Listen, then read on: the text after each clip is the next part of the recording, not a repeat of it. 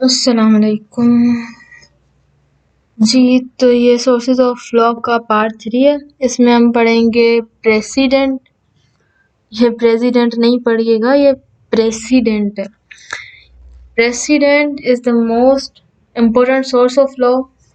President मतलब क्या है? प्रेसिडेंट मतलब अदालती फैसले। ये बहुत ज़्यादा इम्पोर्टेंट सोर्स ऑफ लॉ है। और इसके अलावा इसकी डेफिनेशन जो है, लीगल डेफिनेशन, वो ये है: precedent is the judicial decision of court which are given by court according to rules. Precedent जो है बेसिकली क्या है, वो अदालती जो फैसले होते हैं उन्हें ही हम प्रेसिडेंट कहते हैं। जो जुडिशियल डिसीजंस होते हैं कोर्ट में होते हैं उन्हें हम प्रेसिडेंट कहते हैं। Professor Osborn draw the definition of precedent. Professor Osborn ने अपना एक डेफिनेशन दिया था प्रेसिडेंट के बारे में। वो डेफिनेशन ये था: प्रेसिडेंट इज डिसीजन और judgement of court of law which is cited as authority in future cases of similar facts। मतलब अदालती फैसले और जजमेंट्स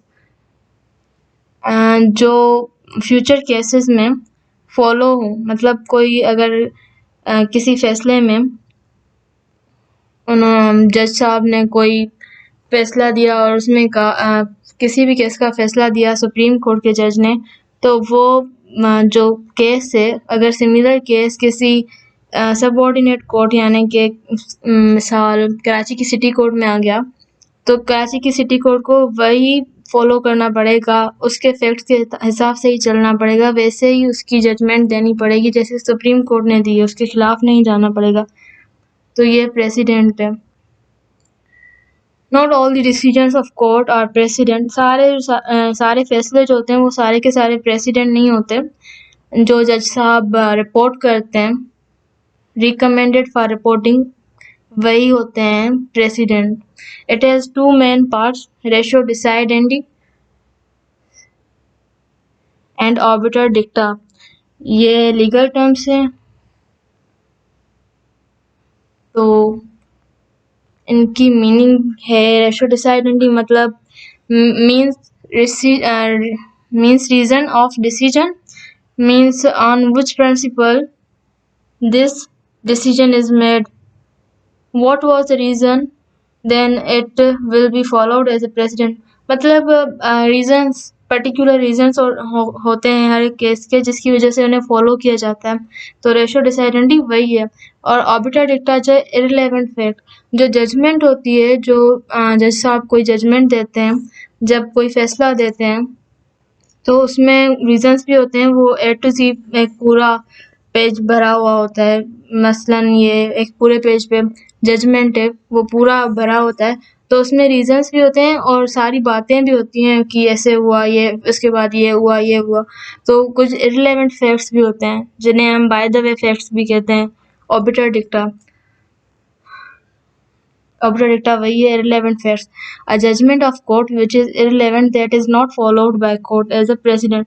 और ये जो है ये प्रेसिडेंट में फॉलो नहीं होती। प्रेसिडेंट में पर्टिकुलर रीजंस और डिसीजंस होते हैं जो फॉलो किए जाते हैं, उन्हें हम रेशो डिसाइडेंडी कहते हैं।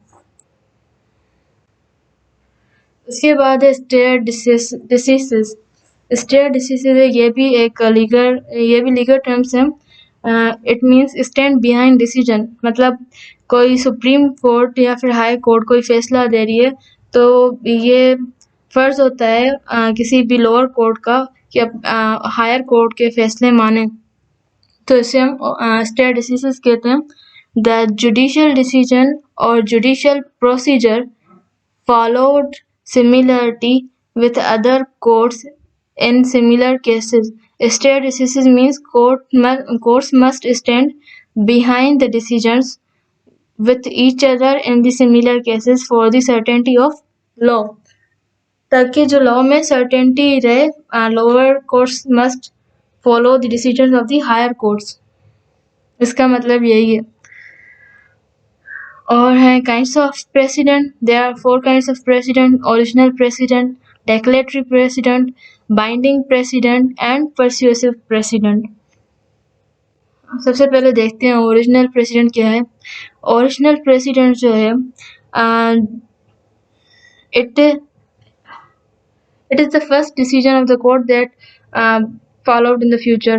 मतलब if the decision comes first time which creates and applies new rules is known as original precedent. जो पहली दफ़ा फैसला आया हो और उस पर जज साहब की रिकमेंडिंग ऑफ रिपोर्ट हो चुकी हो तो वो प्रेसिडेंट ही माना जाएगा और फ्यूचर में वही फॉलो किया जाएगा. इसे हम ओरिजिनल प्रेसिडेंट कहते हैं. Declaratory precedent when the precedent repeated most of the times or the application of an already existing rule of law is called declaratory precedent. Declaratory precedent वो है जो एक प्रेसिडेंट को कोर्ट ने बहुत दफ़ा फॉलो किया हो उसे हम डेक्लेरेटरी प्रेसिडेंट कहते हैं. बाइंडिंग प्रेसिडेंट जो है when superior courts make decisions that bind lower or subordinate courts known as binding precedent. जो जैसे पहले बताया मैंने जो हायर कोर्ट्स हैं जब वो कोई डिसीजन देती हैं जब वो कोई जजमेंट देती हैं तो लोअर कोर्ट जब उन्हें फॉलो करती हैं तो उन्हें बाइंडिंग प्रेसिडेंट कहा जाता है. It is required to be followed. ये ज़रूर फॉलो होना है क्योंकि लोअर कोर्ट हायर कोर्ट के खिलाफ नहीं जाती इसलिए. और इसकी कुछ कंडीशंस हैं. The judicial decision which creates a precedent must be based on a proposition of law or principle of law. This proposition or principle of law must have been used by the judge in reaching his decision in the particular case called ratio decidendum. The facts in the case must be materially the same as in the case that is used as precedent. The precedent must be established by higher or sometimes equal status courts. तो होता क्या है conditions क्या है जो president हम higher court की follow कर रहे हैं वो और जो केस हमारे पास है वो सिमिलर होना चाहिए. इसके फैक्ट्स सिमिलर होने चाहिए तभी वो फॉलो होगी. और ये जो प्रेसिडेंट है ये इक्वल स्टेटस कोर्ट यानी कि high court of Sindh judgment दे रही है तो उसको हाई कोर्ट ऑफ बलूचिस्तान भी फॉलो कर सकती है और लोअर कोर्ट्स तो ज़ाहिर है फॉलो करेंगी. और उसके बाद है persuasive precedent. Persuasive precedent is one which is not required to follow. मतलब ज़रूरी नहीं कि इन्हें फॉलो किया जाए. This precedent are done by the foreign courts और the same authority courts. Like जैसे बलूचिस्तान की कोर्ट और सिंध की कोर्ट जो है अगर ये फैसला दें अपना अपना अलग अलग सिमिलर केस में तो ये उनको अथॉरिटी है दे सकती हैं. वो खिलाफ नहीं जा सकती लेकिन अमूमन ऐसा नहीं होता.